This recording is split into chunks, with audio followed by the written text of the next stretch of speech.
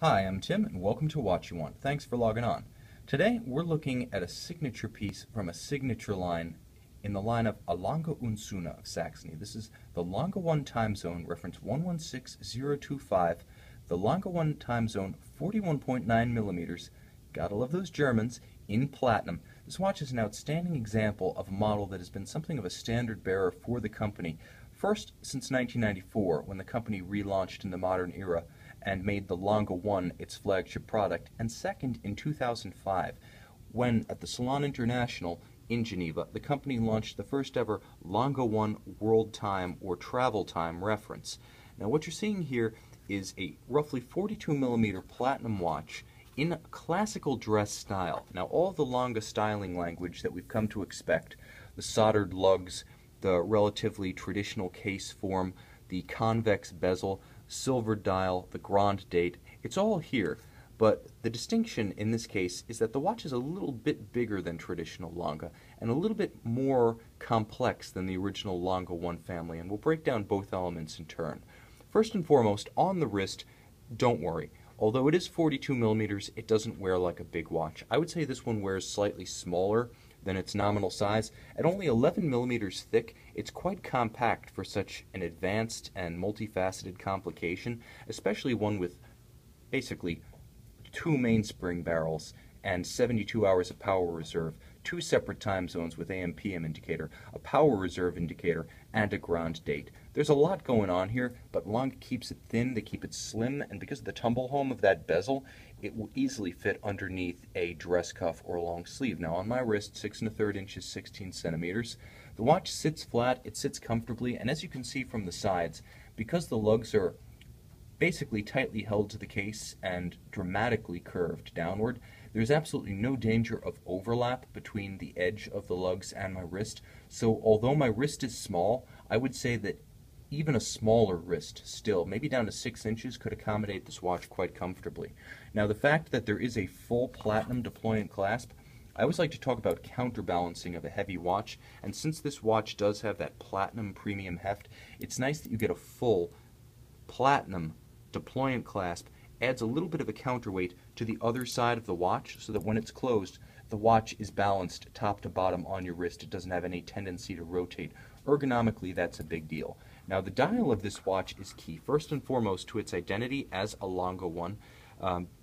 Back in 1994, following the fall of communism, Lange relaunched with a couple of signature models designed by the last company scion, Walter Lange, and industry veteran Günter Blumlein, formerly of JLC.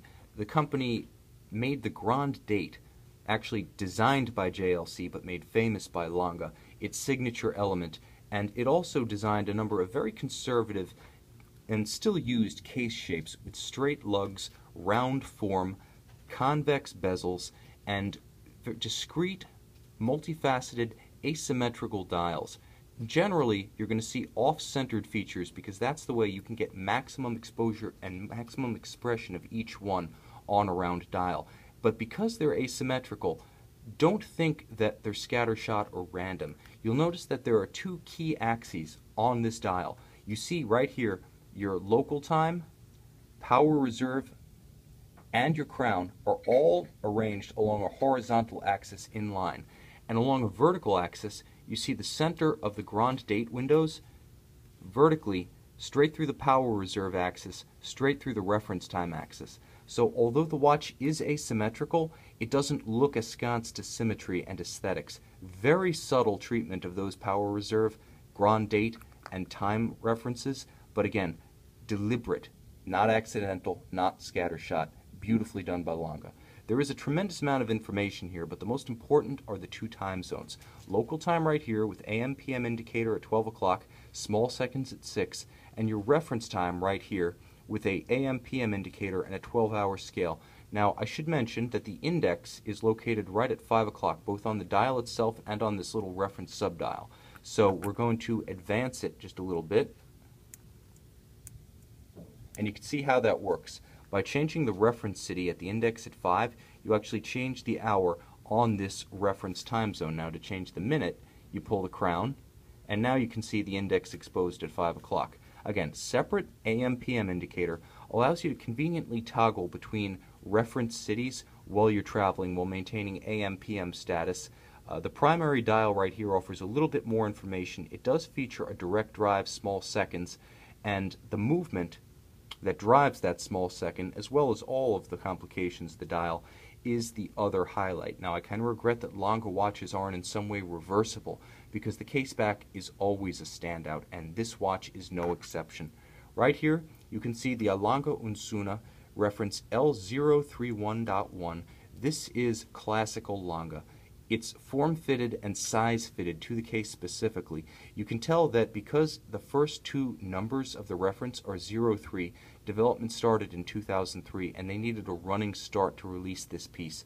The watch was released in 2005, but the degree of complexity and finish and horological content explains why it was in the works for so long. First and foremost, you see that signature feature of every Lange movement, the broad three-quarter bridge in vintage pocket watch style. It basically harks back to the heyday of Saxon watchmaking in the late 19th and early 20th centuries, before the communist near apocalypse that struck down the industry in the mid-century.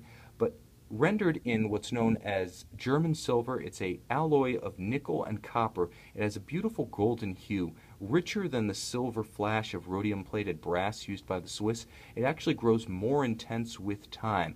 It's unplated, which means that it does have a little bit of a tendency to develop a patina, but the patina is not corrosion. It's just a change in the tone, a change in the color. It becomes more intense, it becomes richer. It's a form of beautification. Like a tritium dial, it ages, but it is not in any way compromised, and that's a feature that Lange enthusiasts really look for and truly appreciate.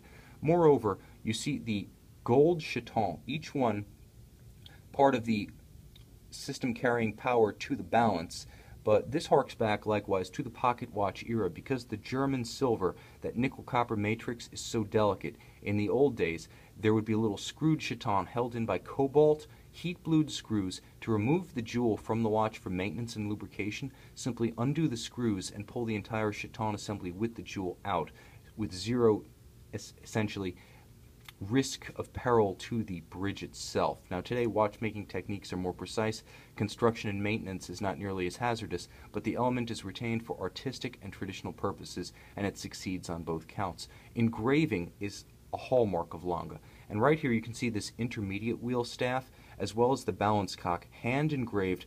This one features a floral pattern on both, images of flowers, vegetation, vines. I really encourage you to take a look at this watch in high-resolution images on our website because you'll get the most out of this degree of detail. Each one is engraved with a pattern that is individual, that is unique to the signature. It's basically a signature or a fingerprint of the artisan who carved that specific piece, and Lange does actually offer resources, publications that let you backtrack from the design to see the name and the face of the artisan who actually created that piece for your watch. Now, the intermediate train carries the power from the power train to the balance, backwards to the reference time zone right here, and of course the small seconds right here. So what you're looking at is the flow of power essentially from the mainspring barrels to the balance to the complications and the time-telling functions. There's a lot more going on here, including black polish.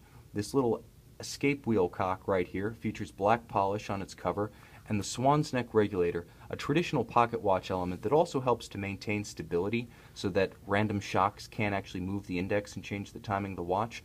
That's black polished, only reflects light in one direction. That's the highest degree of polish that you can have on a watch movement, and it contrasts beautifully with the delicate golden graining of the three-quarter bridges in the nickel copper. Also a very tight and even perlage pattern on the base plate. This is the works. Patek Philippe does no better. If you want to see the finest in luxury watch finish, traditional finish, and a tradition that is not entirely Swiss, but distinct to Saxony, distinct to German watchmaking, see this watch in high-resolution images on our website, Watch You Want. You will not be disappointed. If you want to see the face of Lange, either side of this watch will do. But if you truly want the image of the classical, modern era, a Lange Söhne timepiece, you want a Lange one. And if you want one that's ready to travel with you, if you're a time zone jumper, if you're frequently away on business trips, if you have friends, family, or business associates in far-flung regions of the world, this reference time feature is an outstanding tool and one of the most practical complications any watch can offer. See this Lange Söhne, Lange 1 time zone in platinum on our website Watch You Want with 100% original Lange manuals, boxes, manufacturer accessories. I'm confident that if you're willing to venture just a little bit off the beaten path of Swiss watchmaking and take a look at the other side, in Saxony, the great town and tradition of Glashutte might just have the watch you want.